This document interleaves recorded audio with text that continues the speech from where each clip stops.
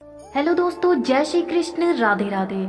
आज के इस वीडियो के माध्यम से हम जानेंगे कि आखिर क्यों श्री कृष्ण ने धृतराष्ट्र को दिए अदृश्य नेत्र। आखिर क्या देखना चाहते थे वो। जानने के लिए इस वीडियो में अंत तक जरूर बने रहें। वीडियो को शुरू करने से पहले वीडियो को लाइक जरूर करें। पांडवों के वनवास और अज्ञातवास की अवधि पूरी होने पर भी दुर्योधन ने जब युद्ध के बिना सुई की नोक के बराबर भी भूमि देने से इनकार कर दिया तो युद्ध निश्चित हो गया। पर युद्ध में भीषण संहार होगा, यह विचार कर महाभारत युद्ध को टालने के अंतिम प्रयास के रूप में भगवान श्री कृष्ण पांडवों के दूत बनकर दुर्योधन को समझाने के उद्देश्य से हस्तिनापुर गए। वहां उन्होंने दुर्योधन को बहुत समझाया कि वह पांडवों को 5 गांव ही देकर संधि कर ले, परंतु हठधर्मी दुर्योधन ने उनकी सब बातें अस्वीकार कर दी। उल्टे वह कर्ण आदि अपने मित्रों से सलाह करने लगा कि श्री कृष्ण को पकड़कर कारागार में डाल दिया जाए। इस बात को जानकर भगवान श्री कृष्ण चंद्र ने अपना विराट रूप प्रकट किया। उन्होंने दुर्योधन से कहा, दुर्बुद्धि दुर्योधन, तू मोहवश जो मुझे अकेला मान रहा है और इसीलिए मेरा तिरस्कार करके जो मुझे पकड़ना चाहता है, यह तेरा अज्ञान है। देख, सब पांडव यही हैं, अंधक और वृष्णि वंश के वीर भी यही मौजूद हैं। आदित्यगढ़, रुद्रगढ़ तथा महर्षियों सहित वासुगढ़ भी यही हैं। ऐसा कहकर वे उच्च स्वर में अट्टहास करने लगे। हंसते समय उन महात्मा श्री कृष्ण ने श्री अंगों में स्थित विद्युत के समान कांति वाले तथा अंगूठे के बराबर छोटे शरीर वाले देवता आग की लपटें छोड़ने लगे। उनके ललाट में ब्रह्मा और वक्षस्थल में रुद्रदेव विद्यमान थे। समस्त लोकपाल उनकी भुजाओं में स्थित थे। उनके मुख से अग्नि की लपटें निकल रही थीं। आदित्य, साध्य, वसु, अश्विनी कुमार, यक्ष, गंधर्व, नाग और राक्षस भी उनके विभिन्न अंगों में प्रकट हो गए।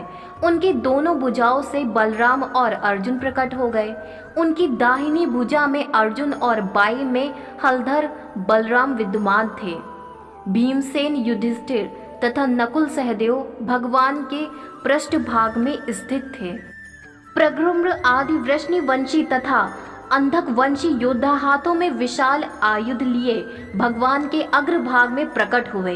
शंख, चक्र, गदा, शक्ति, धनुष, हल तथा नंदक नामक खड्डक ये ऊपर उठे हुए समस्त आयुध श्री कृष्ण की अनेक भुजाओं में दैदीप्यमान दिखाई देते थे।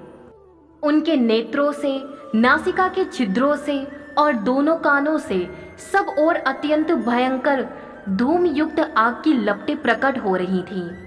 समस्त रूमकोपों से सूर्य के समान दिव्य किरणें छिटक रही थीं।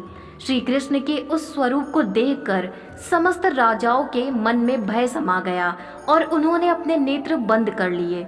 द्रोणाचार्य, भीष्म, परम बुद्धिमान विदुर, महाभाग संजय तथा तपस्या की धनी महर्षियों को भगवान जनार्दन के स्वयं ही दिव्य दृष्टि प्रदान की थी, जिससे वे उनका दर्शन करने में समर्थ हो सके थे।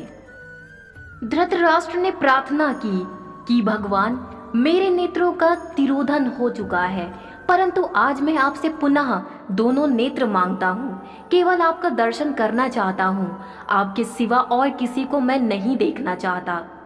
तब महाबाहु जनार्दन ने धृतराष्ट्र से कहा, कुरुनंदन, आपको 2 अदृश्य नेत्र प्राप्त हो जाएं।